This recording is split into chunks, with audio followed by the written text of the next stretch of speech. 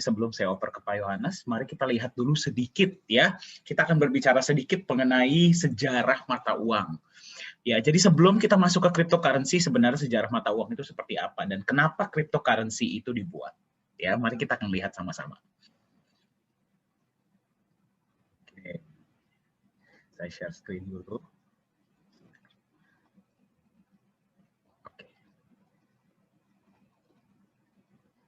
Oke, layar saya kelihatan ya. Saya perbaiki dulu. Share sound. Oke, baik. Kita akan berbicara sedikit mengenai sejarah mata uang. Ya, jadi dari mana sih cryptocurrency itu cryptocurrency itu hadir itu apa alasannya? Kita akan lihat bersama-sama.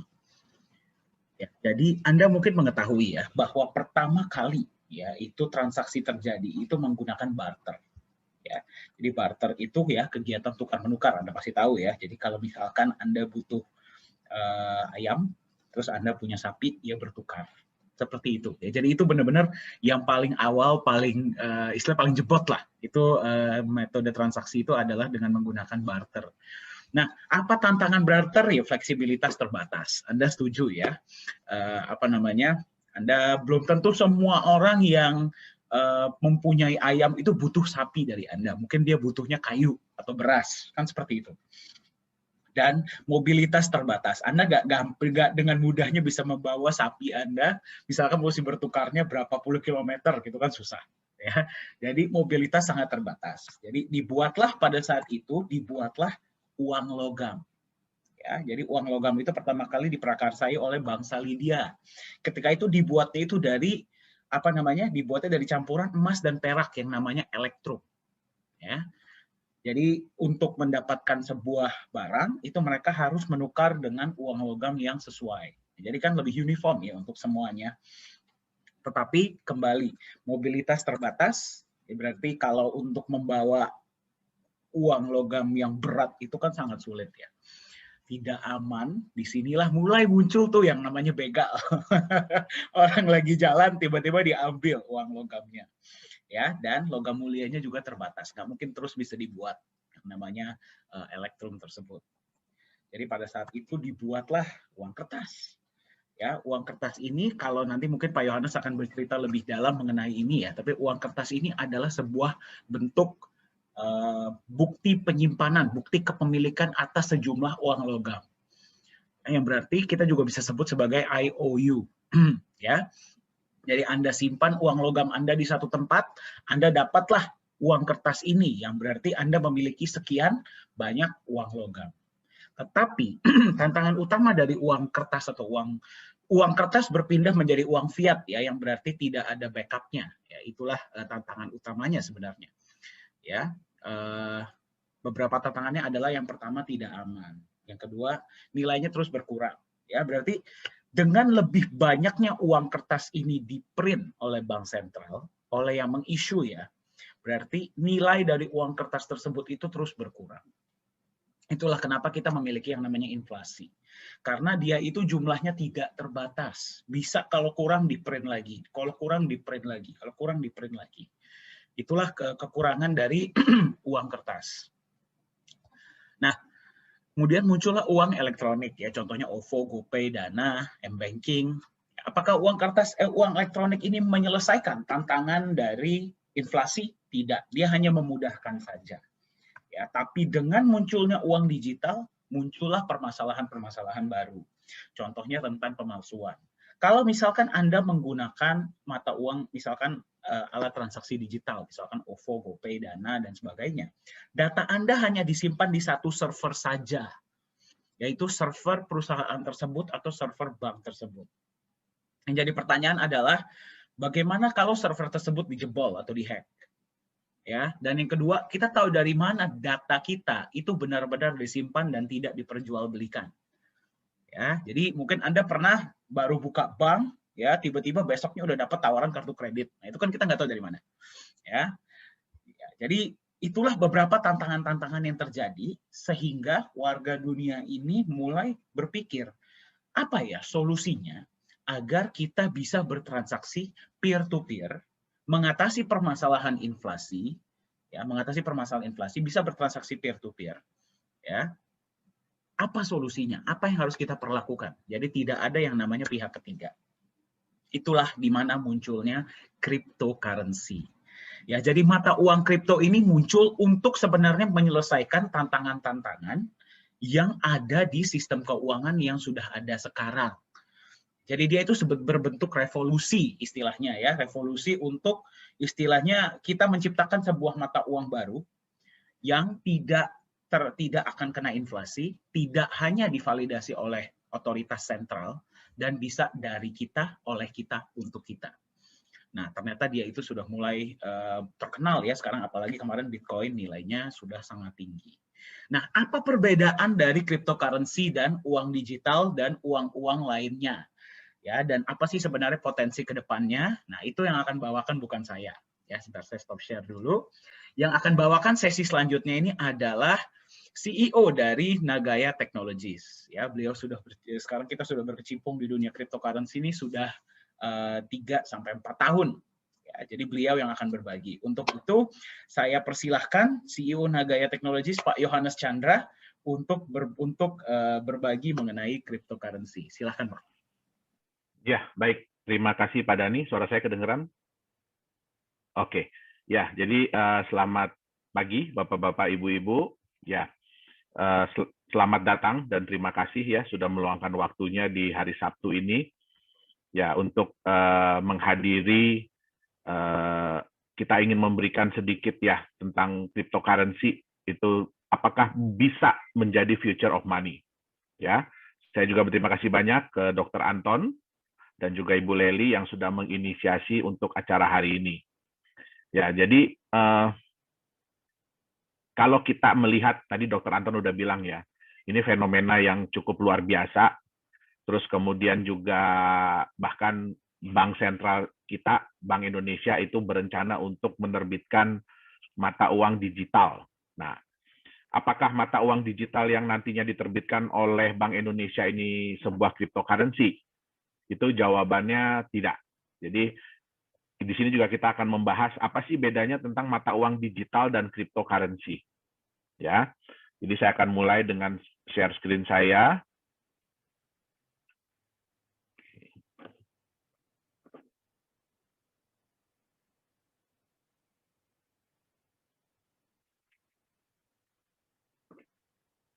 Udah kelihatan Pak Dhani saya punya share screen?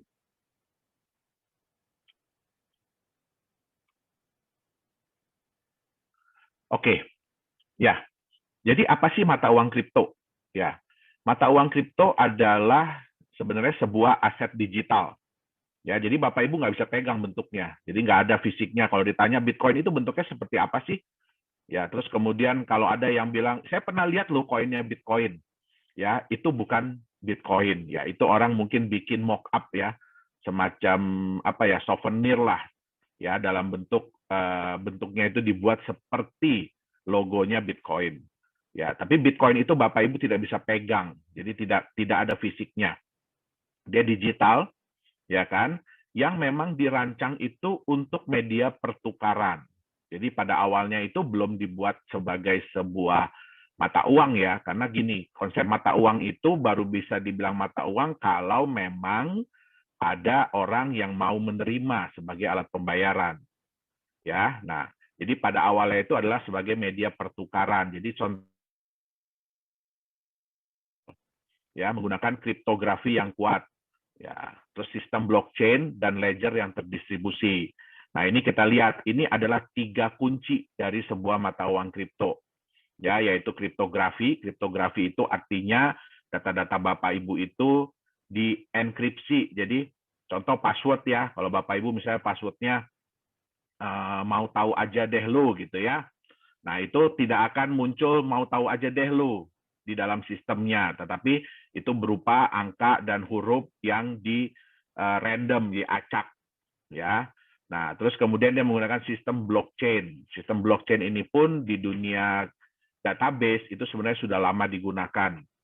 Ya, dan ledger terdistribusi untuk mengamankan transaksi keuangan, ya kan, terus untuk mengontrol penciptaan unit tambahan. Jadi mata uang itu yang Bapak Ibu tahu kalau Bitcoin kan pada saat ini kan keluarnya itu 6,25 Bitcoin setiap blok yang terjadi. Ya, jadi itu dikontrol dengan 3 sistem ini. Kemudian untuk memverifikasi aset yang dilakukan, transfer Bitcoin yang dilakukan atau transfer mata uang kripto yang dilakukan itu valid nggak, benar nggak, boleh nggak dilakukan. Ya, nah satu hal yang saya ingin katakan adalah kenapa ya kita di sini tidak membahas hari ini, kita nggak ngebahas nih apa sih itu kriptografi secara detail ya, apa itu sistem blockchain secara detail, ledger distribusi secara detail, nanti Bapak Ibu pasti ngantuk semua ya. Nah, ini 3 hal ini ya. Jadi sebenarnya gini, Bitcoin itu bukan menggunakan teknologi yang wow. Ya, tadi saya lihat di background-nya Dr. Anton itu ada AI ya. Nah, itu adalah teknologi yang wow ya. Tapi apa teknologi yang digunakan oleh Bitcoin? Ya, itu bukan teknologi yang wow, Bapak Ibu. Ya, jadi banyak teknologi-teknologi yang digunakan oleh mata uang kripto itu bukan sesuatu yang luar biasa. Ya. Bahkan kalau kita di dunia programming, ya kan, kita ngelihat sistem yang dipakai sama Bitcoin itu kita cukup amazed. Amazed-nya kenapa? Sesuatu yang sangat simple, sesuatu yang orang tidak pernah duga bahwa ini bisa menjadi hal yang luar biasa. Ya, tetapi yang harus diingat begini, Bitcoin atau seseorang yang namanya Satoshi Nakamoto, dan saya yakin itu bukan orang Jepang, ya, dia berhasil menggabungkan 3 buah konsep, yaitu konsep enkripsi, sistem blockchain, dan ledger yang terdistribusi. Karena dia berhasil menggabungkan 3 konsep ini, sehingga menciptakan sebuah aset yang sangat aman. Ya, secara teknologi ya, sangat aman. Oke. Nah, apa sih karakter utama dari sebuah mata uang kripto? Jadi untuk bisa dinyatakan mata uang itu sebagai mata uang kripto atau aset kripto itu apa? Yang pertama, jumlahnya harus terbatas. Ya, karena memang ini dibuat, jadi karakter ini dibuat untuk melawan mata uang fiat atau mata uang yang dibuat oleh bank sentral. Ya, kemudian diregulasi oleh konsensus. Ya, sehingga apapun yang terjadi di dalam sistemnya itu harus merupakan kesepakatan bersama, keputusan mayoritas. Nah, hebatnya keputusan mayoritas ini dibuat berdasarkan sistem, ya, sistem program. Jadi program, bukan orang. Jadi nggak kayak kita nih, ya, kita lagi ngumpul nih ya, ada 100 orang di dalam Zoom meeting ini, terus kemudian Pak Dhani bertanya, oke, setuju nggak kalau kita begini? Nah, nanti semua orang ngangkat tangan. Ya, nah di sini orangnya tidak perlu hadir, tetapi semuanya sudah diatur oleh sistem. Ya, kemudian trustless. Di mata uang kripto itu tidak ada yang dipercaya. Apa maksud tidak ada yang dipercaya? Ya, kalau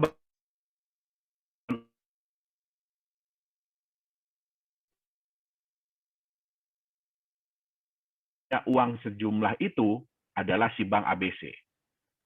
Ya, jadi kalaupun misalnya 10 orang, ya pada tanggal sekian saya ada deposit uang sejumlah berapa miliar di bank ABC ini, ya. Nah, terus bukti yang Bapak Ibu pegang tuh yang kertas setoran, slip setoran itu mungkin hilang, ya. Nah, itu nanti ya kalau bank bisa bilang, jadi bank bisa bilang ini, enggak, Bapak Ibu punya uang sekian miliar, mungkin cuma berapa puluh juta, gitu loh, mungkin cuma berapa puluh juta. Nah, yang berhak untuk menentukan benar atau tidak itu hanya 1 orang, ya. Nah, di mata uang kripto itu tidak bisa terjadi. Jadi di mata uang kripto itu semua orang nggak ada yang saling percaya, ya. Semua orang nggak ada yang saling percaya. Tadi yang saya bilang distributed ledger itu artinya apa? Ledger itu Bapak Ibu tahu ya, kayak ya, di sini kan ada banyak teman-teman pengusaha ya. Nah, ledger itu adalah buku. Jadi buku transaksi. Ya, jadi kita semua itu mencatat transaksi apapun yang terjadi, ya, semua orang pegang buku masing-masing. Jadi pada saat ada suatu transaksi antara si A dengan si B, ya semua orang akan ngecek di buku masing-masing, benar nggak si A itu punya uang sekian? ya. Begitu ada satu aja yang menyatakan, di buku saya itu salah loh, ya di buku saya itu saya udah hitung A itu nggak punya sekian. Nah, sistem itu akan warning, ya. Jadi dia akan warning, terus dia akan ngasih tahu ke yang lain-lain, ini benar nggak sih si A ini punya dana sekian, sehingga yang lain ikutan ngitung, ya. Nah, itu yang disebut dengan trustless. Jadi nggak ada satu pihak yang menyatakan bahwa, oh benar kok si A punya.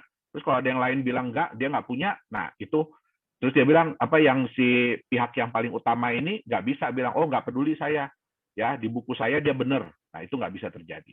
Kemudian transparan. Apa yang dimaksud dengan transparan? Ya, kalau di dunia perbankan, Bapak Ibu mau ngecek nih, misalkan Pak Dani bilang sama saya, Pak saya udah transfer duit, mungkin Bapak Ibu ingat ya, dulu itu bank itu biasanya jam 10 itu dia melakukan maintenance, ya, jadi dia melakukan maintenance. Pak Dani udah transfer uang ke saya, tapi belum tentu uangnya udah masuk di rekening saya. Jadi angka itu belum muncul di tempat saya, tapi di tempat Pak Dani udah kepotong. Nah, ini dulu banyak disalahgunakan ya oleh orang-orang yang tidak bertanggung jawab. Jadi mereka itu selalu melakukan transfer itu malam-malam. Ya, terus mereka akan bilang, oh saya udah transfer, saya udah transfer, saya udah transfer, ya kan? Tapi di bank saya belum muncul nih. Nah, akhirnya gimana? Mau nelpon ke bank juga nggak bisa, karena di data bank itu juga kalau dia lagi maintenance nggak akan muncul di CS, di customer service itu nggak akan muncul, ya. Nah, sehingga terjadilah yang namanya penipuan, ya. Udah barangnya kirim pesan, ya. Nah, dunia mata uang kripto semua ini transparan. Bapak Ibu bisa lihat, ya, itu namanya Explorer. Jadi Bapak Ibu bisa cek kalau ada Pak Dani misalkan bilang sama saya, ya, saya udah transfer Pak ke Bapak, oke? Nah, ke saya gitu ya, Pak Dani udah transfer ke saya. Nanti saya tinggal minta sama Pak Dani, tolong kasih saya dong transaction ID-nya. Nah, saya tinggal masukin di blok Explorer itu transaction ID, saya bisa cek bener nggak Pak Dani ada kirim ke alamat yang saya kasih, ya, ke nomor rekening yang saya kasih. Nah, jadi nggak perlu lagi telepon-telepon ke bank segala macam. Ya, transparan, tapi rahasia. Nah, gimana caranya sesuatu yang transparan tapi rahasia? Ya, nah di dunia cryptocurrency, di dunia mata uang kripto, ya, orang itu dikenal dengan yang namanya wallet address. Jadi alamat wallet, alamat dompet. Nah, ini bentuknya adalah kombinasi antara angka dengan huruf yang panjang sekali. Ya, sehingga siapa yang bisa mengetahui? Ada nih, semua orang bisa tahu, oh ada transferan dari si alamat wallet A ke alamat wallet B. Tapi sejauh itu aja mereka bisa tahu. Mereka nggak bisa tahu siapakah si A, siapakah si B. Yang tahu hanya si A dan si B. Nah, itu dia. Jadi walaupun transparan tapi rahasia. Kemudian sulit dimanipulasi. Kenapa saya bilang sulit dimanipulasi? Bukan tidak bisa ya, tapi sangat sulit dimanipulasi. Kenapa? Karena setiap orang itu memegang buku besar, buku transaksi itu setiap orang pegang. Jadi kalau mau dimanipulasi, bayangkan ya, kalau data itu hanya ada di 1-2 server, oke lah, hacker tinggal masuk, rubah datanya di 1-2 server, ganti semua itu angkanya. Tapi bagaimana caranya merubah ya dalam waktu yang sangat cepat, oke, data di ribuan atau ratusan ribu. Ya, sekarang ini pemegang data wallet di Bitcoin ya itu sudah hampir 1 juta wallet. Jadi udah hampir 1 juta komputer yang memegang data transaksi Bitcoin. Ya, jadi Bapak Ibu bisa bayangkan bagaimana hacker itu mau ngerubah data, ya, dia harus ngerubah data di berapa? 501 ribu komputer dalam waktu yang sangat cepat. Nah, itu sangat sulit untuk dilakukan. Kemudian ya sudah pasti ya harus mudah dipindah ya. Jadi kalau yang namanya mata uang kripto itu kalau transfernya susah, ya mesti telepon dulu ke kantor, mesti diverifikasi dulu. Nah, itu namanya bukan aset, bukan mata uang kripto. Oke, jadi inilah karakter-karakter utama dari sebuah mata uang kripto.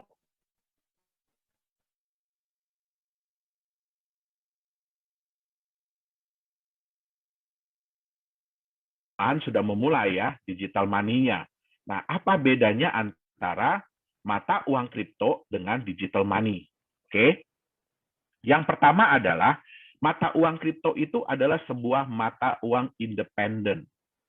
Jadi kalau ditanya Bitcoin itu dibuat oleh siapa, itu nggak ada yang bisa jawab.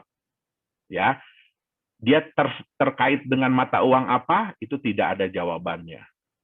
Oke, jadi dia mata uang independen. Digital money itu berdasarkan mata uang fiat. Ya, contoh apa sih digital money? Digital money pertama yang pernah hadir itu adalah ATM. Ya, Bapak Ibu kan pasti hampir semua orang di sini pasti pegang ATM ya. Nah, itu adalah digital money yang pertama kali dibuat. Kemudian muncullah kartu kredit, ya. Kemudian muncullah payment gateway, ya. Sekarang ada digital wallet. Bapak Ibu mungkin tahu yang terkenal tuh GoPay, ya kan, Dana, OVO, ya kan. Nah, itu semua adalah digital money. Jadi mereka terkait dengan mata uang fiat, ya. Itu sebabnya mereka tidak bisa dipakai di negara lain. Jadi Bapak Ibu nggak bisa ya punya OVO atau punya Dana atau punya GoPay terus pergi ke Singapura pengen bayar pakai itu, nggak bisa. Ya, karena mereka itu terkait dengan mata uang lokal. Oke. Nah, mata uang kripto itu ya sayangnya sampai saat ini tuh tidak diregulasi. Ya, jadi tidak ada yang meregulasi mata uang kripto. Ya, kalau mata uang digital money itu diregulasi oleh otoritas yang berwenang.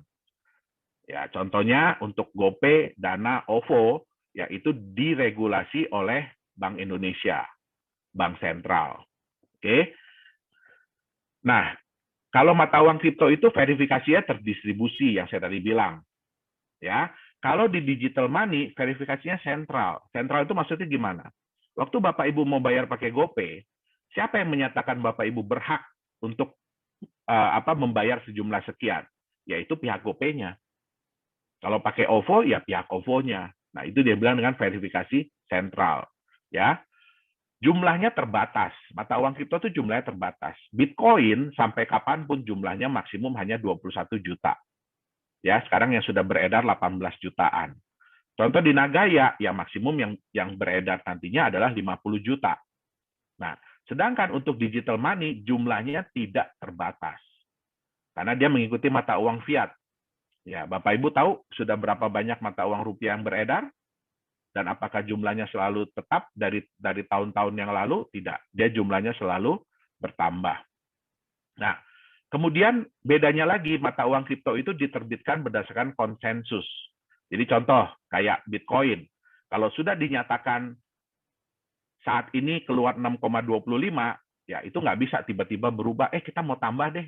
Sekali keluar jangan 6,25 deh, bikin jadi 50 lagi, itu nggak bisa. Karena sekali sudah dijalankan, konsensus itu sudah berjalan, selamanya akan seperti itu. Nah, berbeda dengan digital money, itu diterbitkan oleh otoritas. Jadi bergantung daripada otoritas, mereka mau terbitin uang baru atau tidak. Ya. Nah, bedanya lagi mata uang kripto ini yang paling penting dan yang kita tekankan itu ledgernya terdistribusi. Ya, jadi Bapak Ibu bisa memastikan bahwa apapun yang transaksi yang terjadi itu adalah benar. Ya. Dengan digital money, ledgernya tersentralisasi. Oke. Nah, sekarang apa sih itu blockchain teknologi? Seperti saya bilang tadi ya, kita nggak akan bahas blockchain teknologi ini secara detail ya. Nah, nanti Bapak Ibu ngantuk jadinya. Oke. Nah, apa itu blockchain teknologi? Ya, blockchain teknologi itu adalah sistem database yang memiliki karakter data yang bersifat immutable. Jadi sekali sudah dilakukan, itu tidak bisa diedit. Ya, tidak bisa dihapus. Kalau mau diedit, mau dihapus, bayangin harus mengedit dan menghapus ratusan, ribuan, bahkan ratusan ribu jutaan data. Jadi itu bisa dibilang udah nggak bisa dihapus lagi, udah nggak bisa diedit. Hanya bisa ditambahkan. Ya, kemudian juga sulit untuk dimanipulasi. Nah, di mana data-data tersebut dikelompokkan ke dalam satu grup data yang disebut dengan blok. Nah, hebatnya lagi, blok ini harus bisa terhubung dengan blok-blok sebelumnya. Ya, dan semuanya dikriptografi. Ya, jadi kalau mau ngerubah blok yang nomor 10, ya berarti blok dari nomor 1 harus dirubah. Nah, itu nggak gampang. Oke. Nah, cara kerjanya gimana sih? Ya. Nah, Bapak Ibu contohnya nih, ada si A yang mengirim 1 Bitcoin kepada si B. Nah, data ini akan dikirimkan, ya. Data ini akan dikirimkan kepada semua pemegang wallet. Nah, data-data yang dikirimkan ini nantinya akan dibuat menjadi satu blok dan kemudian dienkripsi. Nah, itu ada beberapa, ya, ada beberapa mesin. Jadi bukan orang yang menghitung, ya. Jadi jangan dibayangin di blockchain itu ada adminnya. Jadi ada yang ngitung, ya, pakai kalkulator gitu. Oh, ini benar nggak nih? Benar nggak? Pakai Excel gitu, nggak ada, ya. Jadi di sini, ya, semua semua perhitungan itu dilakukan oleh mesin. Itu yang disebut dengan mining, ya. Nah, sebenarnya saya juga nggak setuju, ya, kalau Bitcoin atau cryptocurrency ini dibilang mining. Itu hanya sebuah anggapan, ya, sebuah anggapan seolah-olah untuk menunjukkan bahwa mata uang kripto itu setara dengan emas, ya, setara dengan emas. Nah, itu saya sangat nggak setuju. Karena saya tahu, ya, susahnya, beratnya, capeknya nambang beneran, ya, nambang beneran dibanding dengan menambang Bitcoin. Ya, saya juga menambang Bitcoin dari tahun 2011. Oke. Nah, setelah ini kemudian, ya, transaksi ini dinyatakan benar oleh miners, oleh orang-orang mesin-mesin yang memining, ya, kemudian juga disetujui oleh orang-orang yang megang ledger, yang memegang data, baru kemudian blok yang disetujui ini akan ditambahkan kepada blok-blok yang sudah ada sebelumnya. Sehingga itulah yang disebut dengan blok itu terverified. Ya, jadi sistemnya seperti itu. Oke. Sebenarnya blockchain ini peluangnya di mana aja sih? Tadi ingat, ya. Jadi di blockchain ini salah satu kata kuncinya adalah data itu tidak bisa dipalsukan. Data itu tidak bisa diedit, ya. Data itu tidak bisa ada double. Jadi tidak bisa ada ganda. Nah, sebenarnya ini bisa dipakai di mana? Transparan dan rahasia. Ya, kita tahu, ya, kan kalau kita suka ikut pemilu, ya. Nah, itu kan transparan tapi rahasia. Nah, jadi blockchain ini sebenarnya bisa juga dipakai untuk berbagai industri. Contohnya pemilihan umum, ya. Terus kemudian sertifikat. Kita tahu, ya, sering terjadi, ya. Oh, sertifikat tanah itu bodong atau double, ya kan. Nah, kemudian juga hak kekayaan intelektual, dan yang paling sering digunakan adalah untuk membuat sebuah aset digital atau mata uang digital, ya. Nah, siapa sih yang mencetuskan, ya, konsep mata uang kripto ini? Nah, itulah yang disebut dengan diberi nama Bitcoin oleh seseorang yang disebut Satoshi Nakamoto. Tapi saya bisa jamin, ya, itu bukan satu orang, dan dia bukan orang Jepang, dan itu bukan nama dia, ya. Nah, satu hal tadi yang saya bilang yang hebat dari Bitcoin ini, dari si Satoshi ini adalah dia berhasil menggabungkan 3 komponen utama: kriptografi, ledger dan terdistribusi, dan teknologi blockchain. Nah, gabungan ketiga komponen ini, ya, memungkinkan Bitcoin bisa melaksanakan fungsi peer-to-peer, jadi transfer secara desentralisasi dan tidak dapat dipalsukan. Oke. Kenapa Bitcoin muncul? Ya, Bitcoin muncul ini sebenarnya adalah sebuah revolusi, ya, dari ketidakpercayaan masyarakat dunia terhadap bank sentral. Ya, contoh kepercayaan itu apa? Bapak Ibu, ada yang bisa tahu, mungkin bisa chat, ya, di sini, ya. Ada yang bisa chat di sini. Sebenarnya uang yang Bapak Ibu pegang, selain daripada yang selama ini kita pelajari, ya, itu kan sebagai alat tukar yang sah, ya. Ada yang tahu nggak sih itu sebenarnya apa? Uang yang Bapak Ibu pegang itu sebenarnya apa? Mungkin bisa dibagi di chat.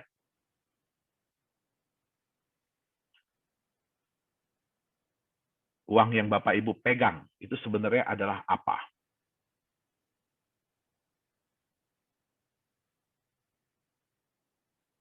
Mungkin Pak Dani udah ada belum Pak yang ngechat Pak? Di sini saya nggak.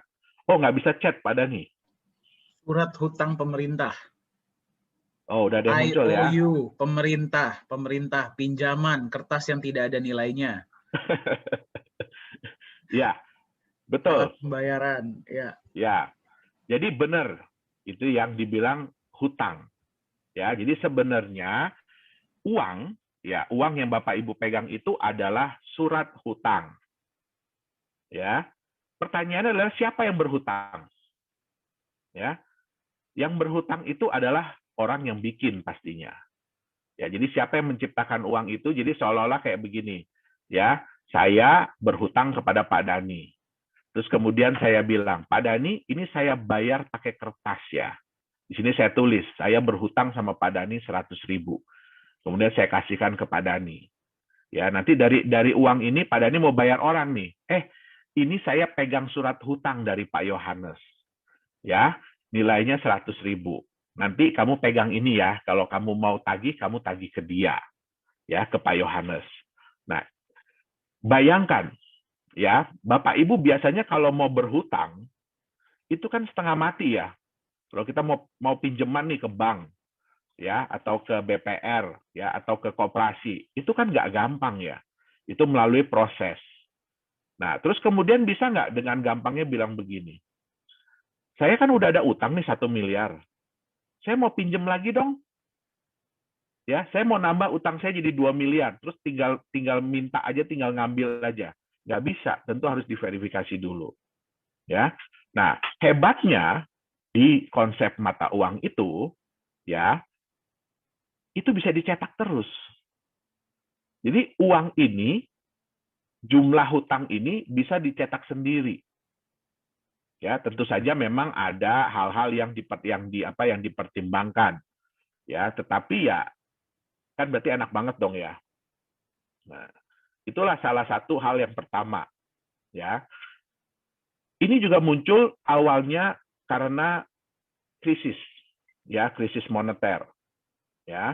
Bapak Ibu sering baca ya, begitu ada krisis moneter biasanya mata uang kita itu anjlok, ya. Terus kemudian di Amerika kalau udah krisis moneter, ya bank sentralnya gampang aja ya, tinggal cetak duit, bagi-bagi lagi ke orang. Ya kan, apalagi Amerika, mohon maaf. Ya, karena memang sekarang ini patokan mata uang dunia memang masih di US dollar. Makanya banyak negara yang berusaha untuk mengurangi kekuatan US dollar. Oke. Nah, yang kedua, Bapak Ibu berapa banyak yang percaya bahwa kalau Bapak Ibu setor uang gitu, anggap 10 miliar ya hari ini. Bapak Ibu yakin nggak besok uang itu masih ada di bank tersebut? Ya, nggak bisa. Buktinya apa? Ya, buktinya paling gampang apa? Bapak Ibu setor hari ini 10 miliar, anggap nggak usah hari ini ya, siang ini 10 miliar. 2 jam lagi Bapak Ibu bilang, saya nggak jadi deh, saya mau tarik lagi itu yang 10 miliar. Nggak bisa Bapak Ibu. Ya, harus lapor dulu ke Bank Indonesia, ya harus ini itu dulu. Pertanyaannya kan satu, itu uang siapa? Nah, jadi hal-hal seperti inilah yang memunculkan ketidakpercayaan ya masyarakat terhadap bank, bukan cuma bank sentral tetapi terhadap perbankan. Sehingga mereka mencoba, gimana ya caranya ya, kita bikin yuk mata uang dari kita, oleh kita, untuk kita. Ya, jadi dicobalah menghadirkan mata uang digital yang tidak membutuhkan otoritas sentral. Oke, nah transaksi di mana transaksi dalam jaringannya itu divalidasi oleh anggota jaringan tersebut, ya, oleh penggunanya. Nah, peluangnya apa yang diharapkan dari munculnya Bitcoin dan teman-temannya? Yang pertama adalah payment solution yang lebih cost efektif. Jadi cara pembayaran yang biaya transaksinya itu nggak mahal, ya. Kemudian yang kedua, transfer uang yang jauh lebih nyaman. Jadi Bapak Ibu nggak perlu pergi ke bank, nggak perlu isi-isi formulir ini itu, tapi sudah bisa ditransfer dengan mudah. Aset yang sulit untuk dimanipulasi, ya, keamanan dari identitas. Oke, ini plus minus ya, saya nggak bisa bilang ini positif, ya karena ya kita nggak bisa pungkiri ya, bahkan Bitcoin sekalipun itu ya kalau orang bilang ya dipakai untuk hal-hal yang negatif ya bisa aja, ya tapi terlepas dari ini semua ya kita juga tahu ya yang namanya US dollar juga dulu dipakai buat dagang senjata, buat narkoba gitu ya, transaksi narkoba. Jadi ya kita nggak bisa bilang ini plus atau minus lah. Kemudian, nah ini dapat dijadikan instrumen investasi, ya. Nah ini yang akan kita bahas lebih dalam ya hari ini. Oke, kenapa? Bapak Ibu bisa lihat bahwa sekarang ini, terutama beberapa bulan belakangan ini, kapitalisasi pasar dari cryptocurrency itu meningkat jauh, ya. Yang tadinya di angka 600-an juta dolar, sekarang sudah 1,4 miliar. 1,4 triliun. Ya, dari 600 miliar udah menjadi 1,4 triliun. Ya, bisa dibandingkan dengan New York Stock Exchange ya, marketnya itu 26,23 triliun. Ya. Nah, ini pun market cap ini dari cryptocurrency ini baru mungkin 12 tahun lah. Ya, tapi udah bisa hampir mengejar New York Stock Exchange. Jadi di sini bisa dilihat bahwa orang-orang ini sudah mulai menggunakan mata uang kripto ini sebagai alat investasi juga. Oke. Nah, ya. Tapi ya, tadi kan kita bicara yang bagus-bagusnya ya. Tapi, nah, ada kekurangan dari sebuah aset kripto ini, mata uang kripto ini. Kebanyakan dari mereka itu, contohnya Bitcoin ya, itu tidak memiliki aset pelindung. Ya, jadi nggak ada asetnya mereka ini. Mereka ini benar-benar hanya sebuah angka digital, ya. Sehingga kalau kita lihat ya faktor harga mata uang kripto itu apa ya? Faktornya itu yang pertama adalah aset pelindung, ada apa enggak? Yang kedua adalah kepercayaan. Nah, ini adalah dua faktor utama dari mata uang kripto. Ya. Nah, sekarang, ini mestinya aset pelindungnya dicoret ya. Apa yang terjadi kalau aset pelindung ini tidak ada? Artinya dia benar-benar hanya bergantung kepada kepercayaan. Nah, yang terjadi adalah kepercayaan dan harga itu akan berbanding lurus. Ya, akan saling menguatkan. Ya. Jadi kalau kepercayaan naik, harga pun akan semakin tinggi, akan semakin besar. Ya, harga semakin besar, orang akan lebih percaya. Ya, sehingga kepercayaannya akan naik. Ya. Kemudian harga akan jadi lebih besar lagi. Ya, jadi ini yang dibilang multiplying efeknya tinggi sekali. Makanya volatilitas harga di kripto itu wow. Bapak Ibu bisa lihat di chart ya, Bitcoin itu sehari bisa naik sampai 20%, ya tapi pun bisa turun sampai 20% sehari. Oke. Nah, ini kalau kepercayaan naik, itu bagus. Ya, tapi bagaimana kalau kepercayaan turun? Ya, harga udah besar, kepercayaan turun. Pasti harganya akan berkurang. Ya, harganya pun akan turun. Harga turun karena dia benar-benar hanya murni mengandalkan kepercayaan, ya berarti kepercayaannya akan turun juga. Tambah turun lagi, harga akan semakin kecil lagi, semakin turun. Nah, inilah resiko yang ada di mata uang kripto. Ya, di aset kripto. Nah, apa contohnya? Bapak Ibu, kenal nggak orang ini siapa nih? Ya, ini lagi naik daun banget nih. Ya, nah ini Elon Musk. Ya, dia kalau sekarang bukan CEO Tesla ya, dia Vice CEO. Jadi dia adalah Vice CEO dari Tesla. Ya, apa yang baru-baru ini dia lakukan di dunia mata uang kripto? Ya, nah Bapak Ibu mungkin dengar ya, wah kemarin itu dalam satu hari Bitcoin itu naik hampir $20.000 ya dalam satu hari, naik hampir $20.000 ya. Nah, siapa yang melakukan? Orang ini. Nah, banyak yang seneng, Bitcoin naik sampai $20.000 ya. Bagi kami ya yang penggiat di mata uang kripto, ini sebenarnya adalah nilai negatif. Kenapa? Kejadian kemarin ini menunjukkan bahwa mata uang kripto ini masih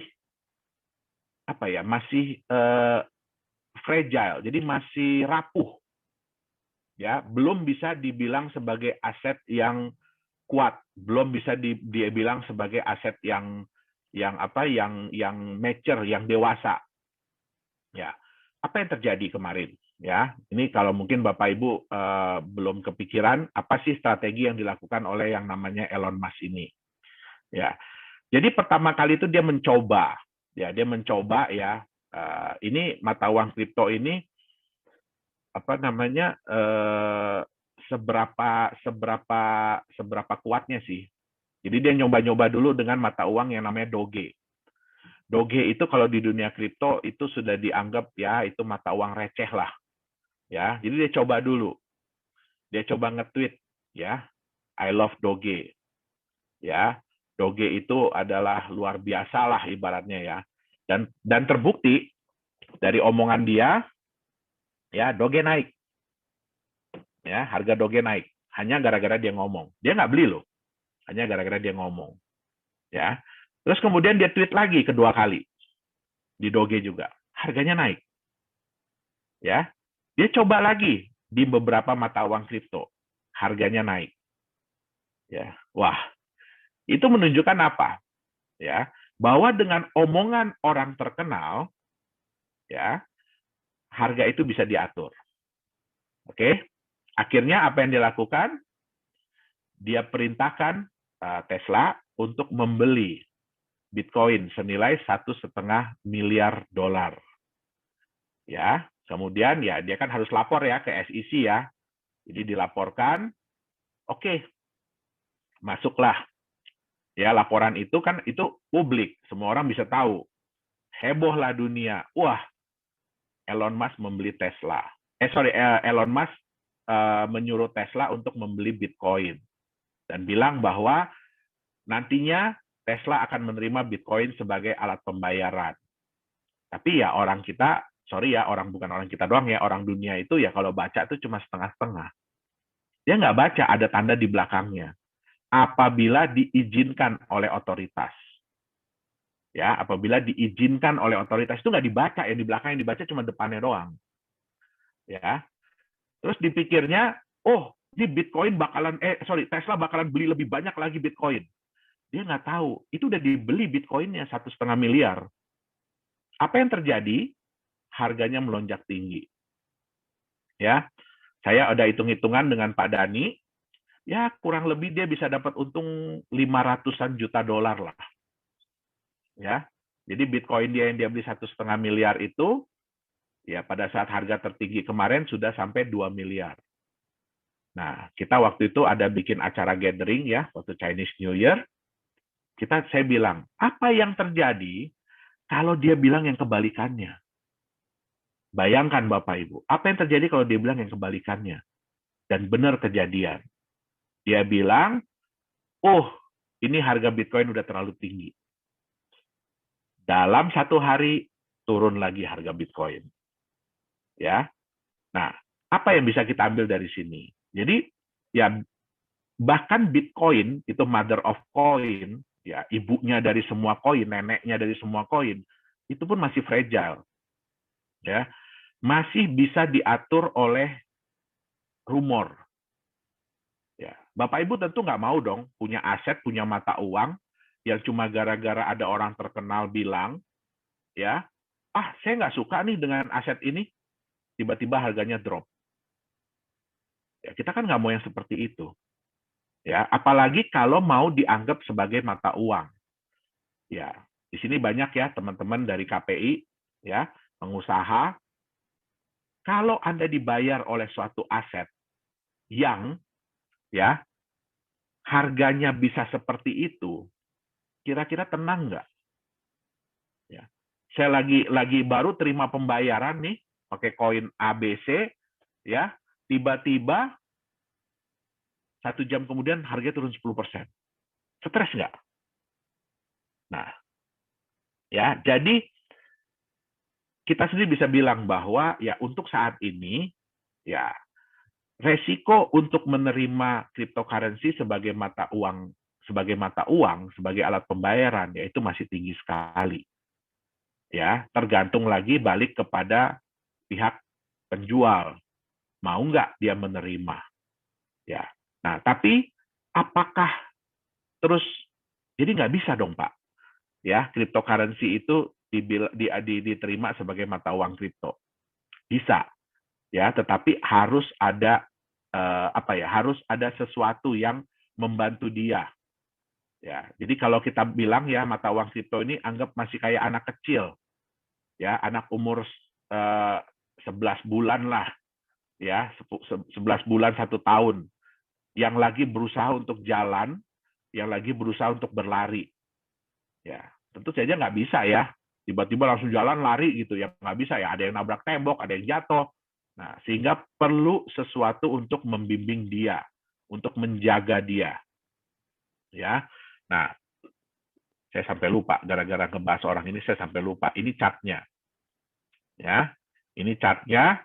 Ya, jadi Bapak Ibu bisa lihat ya di titik ini, ya Tesla menyatakan bahwa dia membeli 1,5 miliar Bitcoin. Ya, nah harga naik, ya. Nah begitu harga sudah naik, terus dia bilang, ya, wah Bitcoin price seems high. Jadi ini udah terlalu tinggi nih harga Bitcoin ini. Udah jeblok lagi harga Bitcoin. Nah kali ini si Elon Musk ini kena getahnya. Tadi yang Dr. Anton bilang ya, saham Tesla turun. Ya kenapa? Ini udah kebiasaan dia. Ya, sebenarnya nggak boleh aset sebuah perusahaan, apalagi kas ya, uang kas dan setara kas, itu dengan gampangnya CEO bilang, wah udah kita pindahin aja ke Bitcoin. Ya, kita pindahin aja ke Bitcoin. Karena semua orang udah tahu, ya Bitcoin itu high risk. Ya, nah terus dengan gampangnya dia bilang, udah kita pindahin aja ke Bitcoin. Ya, itulah yang menyebabkan ketidakpercayaan dari pemegang-pemegang saham dia. Walaupun harga Bitcoin naik. Nah, di sini dia rugi. Mungkin dia dapat keuntungan dari Bitcoin 500-an juta dolar, ya tapi dari penurunan harga saham, ya dia kehilangan nilai saham dia hampir 200 miliar kalau nggak salah saya, 200 miliar dolar. Nah, jadi sekali ini dia kena getahnya. Ya, makanya juga CEO Microsoft bilang, ya, kalau Anda tidak sekaya Elon Musk, jangan deh bermain di Bitcoin. Ya, kenapa? Bitcoin ini, jujur, Bitcoin ini sudah dianggap bukan lagi sebagai mata uang sebenarnya, tetapi sudah dianggap sebagai gambling atau judi. Ya, kenapa? Ya karena volatilitasnya tinggi, kemudian terlalu terkait dengan rumor, ya. Nah, itu yang menyebabkan banyak ahli-ahli yang menyatakan bahwa ini bukan lagi mata uang kripto, konsepnya udah beralih jauh. Ya, ini udah dianggap gambling, ya. Oke. Nah, saya bilang tadi ya, jadi banyak orang yang mengklaim bahwa oh Bitcoin itu emas, Bitcoin itu sama dengan emas. Ya, tapi kita lihat dulu volatilitas antara Bitcoin dengan emas. Ya, ini Bitcoin chart. Ya, Bapak Ibu bisa lihat ya, itu sekali naiknya bisa wow, sekali turunnya bisa wow. Ya, nah ini dengan emas. Kalau kita lihat di jangka panjang, memang emas emas memang ada naik turunnya. Tapi kalau kita lihat grafik secara jangka panjang, ya emas itu relatif naik. Itu dia. Oke. Nah, kita bicara Bitcoin ya. Bitcoin ini yang sukses lah ya, kita bicara ya. Tapi ya kesuksesan dia itu juga bukan dalam waktu yang singkat. Ya. Tapi butuh waktu. Bitcoin itu baru mendapatkan pengakuan itu di tahun ke-6, tahun ke-7. ya, baru kemudian berkembang pesat. Bahkan di tahun 2018 dia sempat drop jauh sekali, sampai tingkat kepercayaan orang itu ya bisa dibilang rendah banget lah. Nah, sayangnya ya banyak sekali pengikutnya. Ini Bapak Ibu bisa lihat ya di coinmarketcap.com, hari ini aja cryptocurrency, mata uang kripto yang muncul itu sudah mencapai 8.697. Jadi banyak sekali pengikut-pengikut dari Bitcoin. Ya, banyak orang-orang yang menyatakan begini, kalau Bapak Ibu beli Bitcoin itu harga udah terlalu mahal, udah terlalu tinggi. Mendingan beli koin kami. Harga masih murah. Ya, harga masih rendah. Ya kan? Nah, tapi kita lihat ya, 95% dari pengikut-pengikut Bitcoin itu begini bentuknya. Mereka rata-rata kehilangan nilai dalam jangka panjang. Ya. Apakah Bapak Ibu mau punya mata uang, punya aset yang seperti ini? Ya, ini mungkin kira-kira grafiknya mirip kayak mata uang Venezuela hari ini. Ya. Nah, jadi banyak sekali yang seperti ini. Oke. Nah, biasanya ya mereka itu menawarkan mata uangnya itu dengan cara ICO yang disebut dengan Initial Coin Offering. Ya kan? Yang ini merupakan sebenarnya adalah penggalangan dana, di mana startup ya, jadi biasanya perusahaan-perusahaan baru mengeluarkan koin mereka sendiri untuk ditukarkan dengan mata uang fiat atau koin-koin lain yang sudah lebih established, yang udah lebih jadi lah, udah ada marketnya. Oke, nah sayangnya ya ini juga harus hati-hati ya. Sayangnya banyak koin-koin ini yang akhirnya berujung scam. Ya, ini bisa kita lihat ya. Ini Pincoin dan Ivan, ya, ini yang paling heboh. Kenapa? Karena mereka menggunakan public figure di Amerika. Yaitu ada petinju terkenal, ya, ada penyanyi terkenal, ya mereka mengendorse dari koin ini dan kenyataannya koin ini akhirnya scam. Ya. Dan di Indonesia banyak sekali, ya, bukan nggak ada ya, tapi di Indonesia juga banyak yang akhirnya berujung dengan scam. Ya. Oke. Nah, tipe-tipe apa sih yang bisa Bapak Ibu temukan ya di ICO? Yang pertama adalah ICO tuh dengan konsep yang benar. Jadi konsepnya itu benar dan berpotensi naik untuk jangka panjang. Jadi yang seperti saya bilang, Bitcoin sekalipun yang koin pertama itu butuh waktu ya untuk kenaikan nilai. Oke. Yang kedua, ICO dengan konsep bisnis yang tidak realistis. Contoh, kalau Bapak Ibu menemukan cryptocurrency yang menyatakan bahwa nantinya akan bisa dipakai sebagai alat pembayaran di Indonesia, itu tidak realistis. Ya, kenapa? Indonesia ini hanya menerima satu mata uang, satu alat pembayaran, yaitu rupiah. Bahkan Bapak Ibu tidak bisa bayar pakai US dollar, tidak bisa bayar pakai mata uang lain. Itu contohnya salah satu. Kemudian, ya contohnya adalah yang memberikan janji imbal hasil yang luar biasa. 1% sehari, 3% sehari, 30% sebulan, ada yang 100% sebulan. Nah, itu tidak realistis. Oke. Konsep bisnis yang sama saja seperti yang lain. Ya, biasanya ICO ini mereka menawarkan konsep bisnis apa? Mereka akan bikin market dari kripto. Ya, tadi mungkin nanti bisa lihat ya di CoinMarketCap, hari ini market dari kripto, jadi orang-orang yang berusaha menyediakan tempat jual beli kripto itu sudah 35.000 market. Ya, apakah semua akan berhasil? Tentu tidak. Ya, jadi kalau misalkan ini yang paling penting ya, Bapak Ibu tolong pelajari. Kalau konsep bisnisnya sama saja dengan yang lain yang sudah pernah gagal, ya berarti jangan diikutin. Oke? Nah, banyak juga ya ICO itu dengan tim manajemennya jago IT. Wah, mereka jago banget komputer, program segala macam, tapi tidak jago bisnis. Ya, kenapa? Ya karena ya saya bilang tadi ya, itu kan penggalangan dana ya untuk menjalankan bisnis, untuk menjalankan proyek. Ya, tapi kalau orang-orang yang nggak jago bisnis ya sama aja bunuh diri. Oke? Nah, Dan banyak sekali ICO yang memanipulasi data. Ya, jadi mereka bilang bahwa mereka klaim mereka sudah jual sekian juta koin untuk menunjukkan bahwa, oh ini hype loh, ya banyak orang yang pengen memiliki koin kita, tapi mereka nggak bisa tunjukin datanya, tidak mau tunjukin datanya. Nah, berujungnya apa? Ya dana yang ingin dicapai tidak, dana yang ingin dikumpulkan tidak tercapai, sehingga ya bisnisnya nggak jadi jalan. Oke. Nah, yang terakhir dan ini yang paling harus dijauhi adalah ICO yang fraud atau scam. Ini yang saya bilang tadi ya, terutama yang menjanji-janjikan imbal hasil yang berlebihan, yang tidak masuk di akal. Oke. Nah, menentukan yang layak investasi itu seperti apa sih? Oke. Yang pertama adalah legalitas.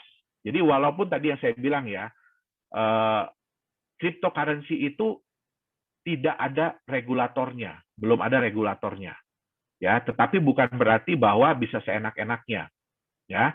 Setidak-tidaknya perusahaan yang menciptakan itu harus ada legalitasnya, ya, dan di negara yang jelas tentu saja ya. Ya, jangan sampai di negaranya kayak British Virgin Island, Panama, Vanuatu, Seychelles, ya kan, Grenadines, yang kita aja nggak tahu itu di mana, itu dia, ya. Yang kedua, ya ini legalitas ini yang pertama juga siapa foundernya, bagaimana background mereka, ya, apakah benar perusahaan itu terdaftar. Nah ini harus dicek ya. Jadi jangan cuma ngaku-ngaku, oh perusahaan kita terregistrasi di mana, ya itu harus dicek benar nggak perusahaannya terdaftar di negara tersebut. Nah yang kedua adalah konsepnya, ya.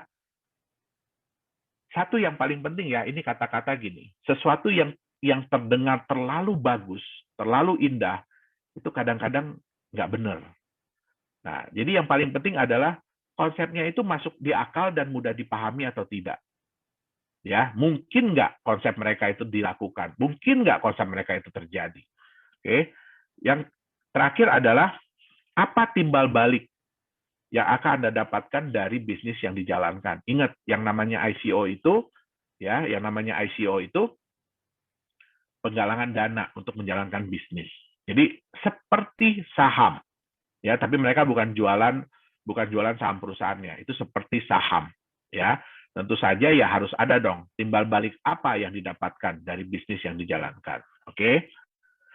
Nah, apa yang mengangkat nilai dari kripto itu sendiri?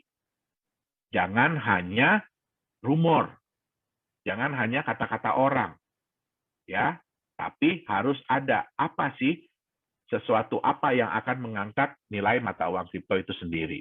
Nah, jadi kesimpulannya mata uang kripto sebagai masa depan, ya, bagus. Sebenarnya mata uang kripto ini kalau dibuat sebagai uang masa depan itu bagus. Kenapa? Jumlahnya terbatas yang pertama. Ya, ini tentu saja bisa mengurangi inflasi. Ya. Yang kedua, desentralisasi, tidak ada dominasi dari bank sentral, ya, sehingga siapa yang mengatur, siapa yang menentukan benar atau tidaknya, ya ini penggunanya sendiri, ya. Transparan tapi rahasia, ya. Jadi susah ya untuk menipu di dunia kripto ini, untuk nipu bahwa oh saya udah transfer nih kepada Ani nih, ya kan? Itu sulit, tapi nggak dilakukan gitu ya. Nah itu sulit karena semuanya transparan. Nah, yang terpenting adalah marketnya itu global, ya. Jadi contoh, Bapak Ibu bawa rupiah, ya. Kalau pergi ke Singapura sih bisa ditukar ya, pergi ke Malaysia bisa ditukar. Tapi coba Bapak Ibu pergi ke negara-negara Afrika Selatan, bisa nggak ditukar di sana? Nah itu nggak bisa, ya.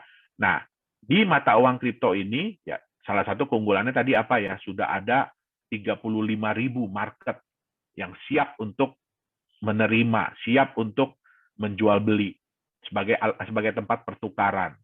Nah, sehingga marketnya lebih global. Tidak dapat dipalsukan. Ya.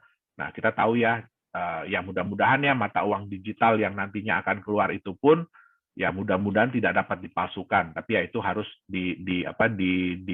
dibuktikan lagi sejalan dengan waktu. Oke. Nah, bisa juga dijadikan sebagai peluang investasi. Ya, nah ini adalah kelebihan-kelebihan dari mata uang kripto. Tetapi yang paling penting adalah orang percaya atau tidak untuk menerimanya. Ya, nah untuk hal-hal ini ya mata uang kripto itu butuh sesuatu ya. Yang pertama adalah mereka butuh aset pelindung. Ya, apa sih aset yang melindungi dari nilai mata uang kripto ini? Yang kedua, butuh konsep bisnis usaha yang masuk akal dan jelas. Ya. Yang ketiga adalah butuh legalitas dan transparansi. Kenapa? Karena paling utama adalah kepercayaan. Jadi bagaimana mata uang kripto ini bisa dipercaya oleh market, ya kan, dan mau diterima sebagai alat pembayaran. Nah, mungkin itu yang bisa saya sampaikan hari ini. Saya kembalikan dulu ke Pak Dhani. Silakan Pak Dhani.